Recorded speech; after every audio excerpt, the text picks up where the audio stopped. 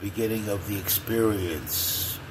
Don't start at the end of the experience. For example, you're riding on the bus. This was a setup, a blind date, whatever you want to call it.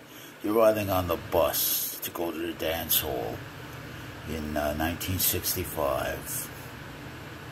And then there were dance halls that you went to on the weekend, Friday and Saturday, to go to the big dance. And the setup on the bus going down to the dance hall, the woman says to the man, because I agreed to go with you in this blind date or this setup, this made date, whatever you want to call it.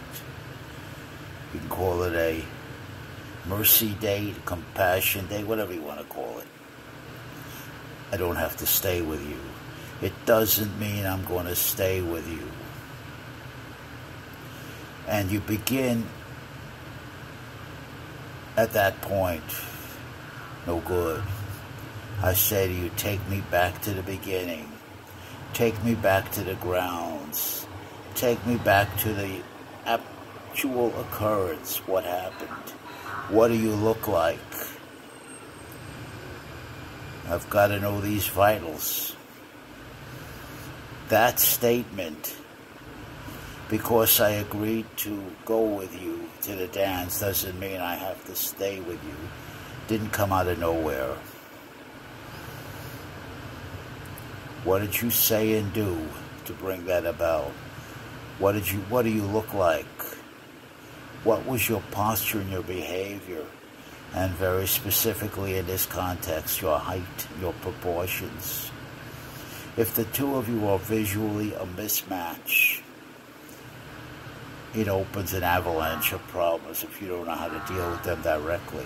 If you don't have the sufficient confidence, experience, and presence to directly deal with the problem and the aftermath. If you can't projectively, emotionally anticipate that woman's next move, and you don't know how to listen to yourself in action, and you're a victim of your emotions and your sentiments, we've got a problem. Now take me back to the very beginning. Describe yourself. What do you look like? How did you meet this girl? Under what was the circumstances? And most importantly, what are the unspoken agreements?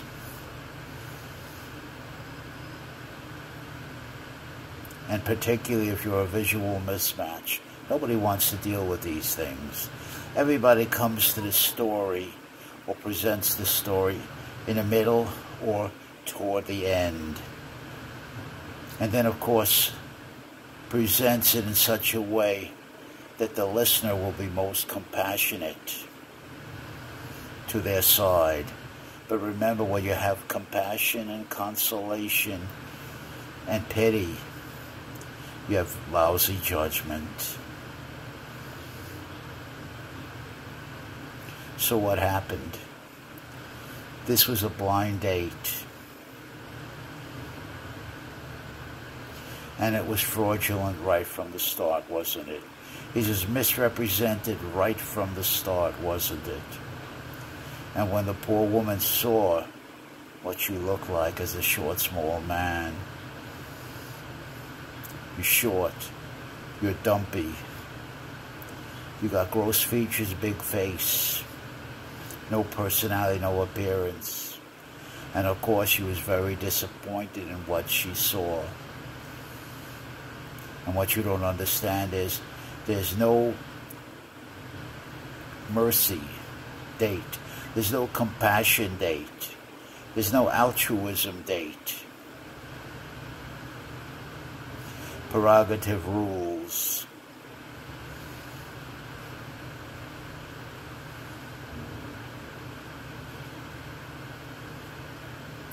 Your explanation and your hypothesis must take prerogative into consideration, or it's worthless.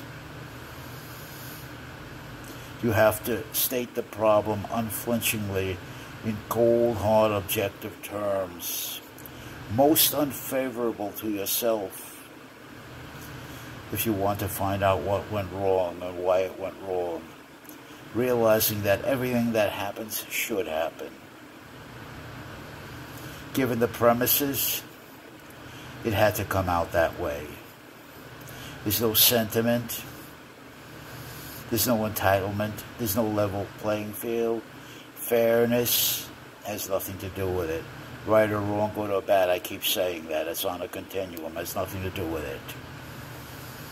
Your theories of what women are, you'd better test them out in cold hard reality and challenge them.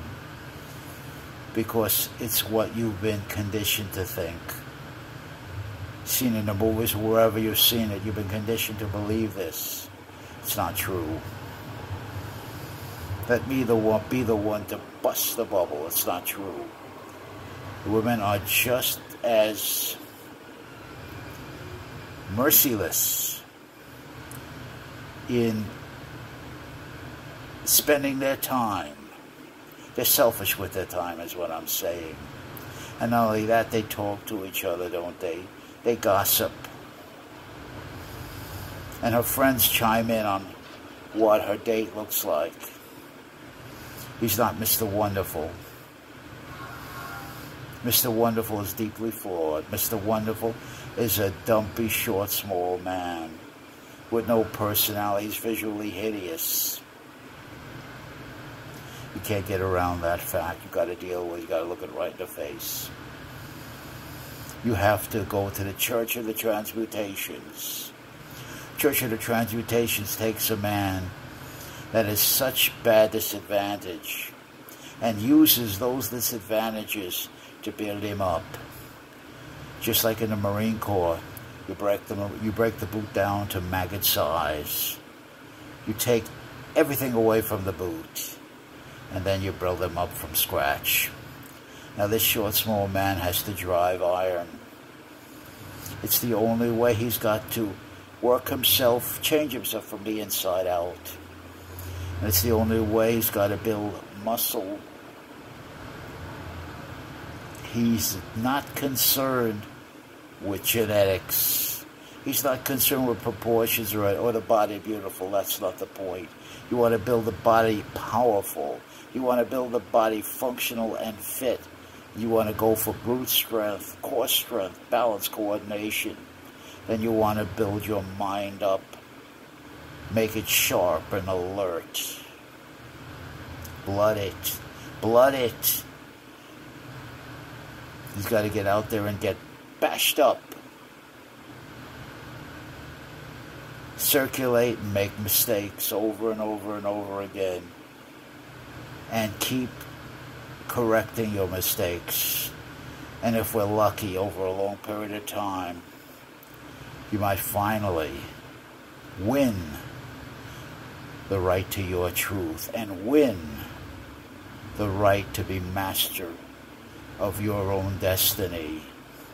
This means where it is, where emotion is, where sentiment is, there must a well-schooled, well-disciplined ego be, predicated on a very hard-barked, realistic philosophy. To judge, to control, to act as executive, to act as your own judge, your own arbiter, your own mentor. You say what's right or wrong. You say what's true or false. It's not right, it's not wrong, it's not true or false until you speak your word, until you agree with it. And by speaking your word, I mean your body language. I mean the words you speak, and I mean how you say it. And I mean your posture, your body behavior. You aren't a body. I mean, you don't have a body, you are a body. There is such a thing as what's called a body ego. You fight for control of that. You fight for control of your sentiments, your emotions, and to literally dismantle addiction to the presence and that very, very malignant and dangerous codependency.